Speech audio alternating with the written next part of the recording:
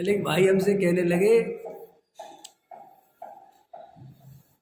बाहर में कुछ है नहीं, अंदर में जा नहीं पाते, करे क्या।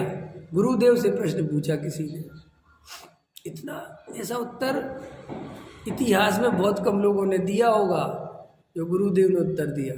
गुरुदेव से किसी ने प्रश्न किया कि देखो गुरुदेव, हमने जो तत्व ज्ञान सीखा है और आपके निमित्त से समझा है, ये बात तो 100% हमें समझ में आ गई कि सम्यक दर्शन ही धर्म है। सम्यक दर्शन के बिना कुछ नहीं हो सकता। ख्याल में है कि नहीं है? लेकिन एक बात तो बताओ, जब तक सम्यक दर्शन नहीं होता, ऐसा प्रश्न है, तब तक तो शुभ भाव में रहना चाहिए ना, अशुभ में तो नहीं जाना चाहिए। तो आप सोचो इसका उत्तर क्या देना चाहिए। वो सही कह रहा है ना, पहले आपसे पूछ लेते फिर गुरुदेव का उत्तर बताएगा। समझ में आ गया है? नहीं नहीं समझ ऐसा नहीं है तो स्वभाव में ही रहेगा। हाँ हाँ, बहुत अच्छा, ये भी अच्छा। हाँ, क्या कह रहे जैन साहब? स्वभाव सम्य दर्शन, बराबर। गुरुदेव ने ये नहीं कहा कि हाँ तुम ठीक कहते हो। गुरुदेव, क्योंकि ऐसा कहते ही तो बहुत गड़बड़ हुई है। गुरुदेव ने कहा कि सम्यक दर्शन नहीं होता तो सम्यक दर्शन का ही उपाय करो। किसा उपाय में मन नहीं लगता तो उपाय में मन लगाओ, जबरदस्ती लगाओ, लेकिन ये रास्ता मत खोजो कि हम कुछ और कर लें तो ठीक रहेगा क्या। बहुत सारे लोगों ने ये रास्ता खोज रहे, अरे अब जब तक शुद्ध भाव नहीं होता, जब तक आत्मा नहीं मिलता, तब तक तो शुभ भाव करना चाहिए। नहीं तो मिथ्या दर्शन है, ये भाषा मिथ्या दर्शन है। ये आपको क्यों करना चाहिए शुभ भाव? शुभ भाव के करता हो तुम, तुम्हारे हाथ में शुभ भाव करना। बोलो, ये मंदिर आना, पूजा करना अपने हाथ में है? अपने हाथ में नहीं है तो किसके हाथ में है? अरविंद जी मेरे से पूछो, किसके हाथ में है? ये अपन मंदिर आए, कौन आया? मंदिर आने का पुरुषार्थ किसने किया? पूजा किसने की? मैंने की। भिक्षाल किसने किया? मैंने। मैं चाहूँ तो नहीं करूँ, मैं चाहूँ तो कल से जाना बंद कर दूँ।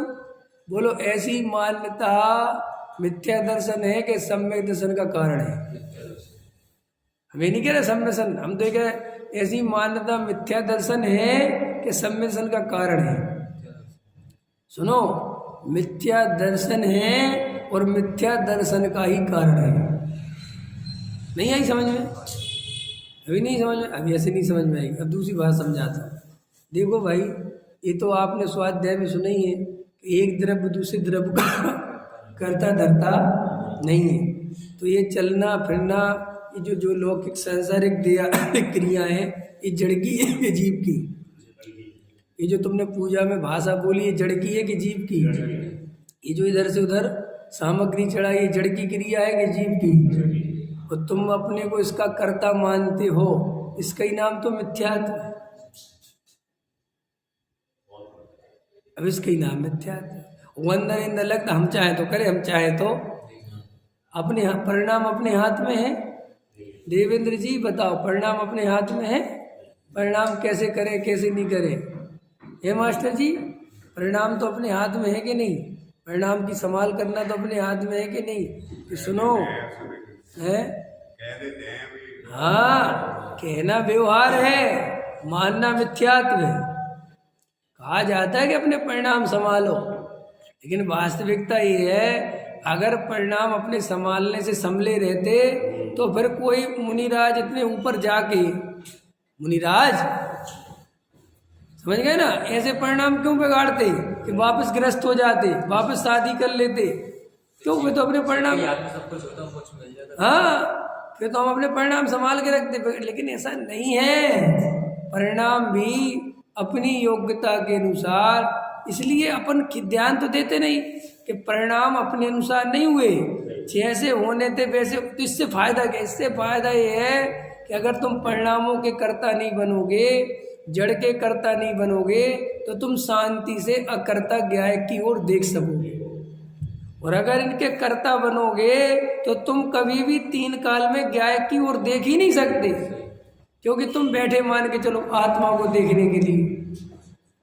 अब भैया वहां परिणाम तो आ ही रहे दुनिया भर के, अब तुम यार ये परिणाम क्यों आ रहे हैं, ये परिणाम, तो तुम्हारी सारी ताकत कहाँ लग गई, परिणाम। ऐसे जड़ की क्रिया के कर्ता बनोगे तो मैं ऐसा बैठूं कि मैं ऐसा बैठूं, मैं ऐसा रीढ़ की हड्डी सीधी करूं कि ऐसा आसन लगाऊं, इसी में लगे रहूं। ये समझे, कई लोग तो आधा घंटा आसन ही सेट करने में खत्म कर देते हैं, समझ गए ना, कुछ नहीं रखा इनमें।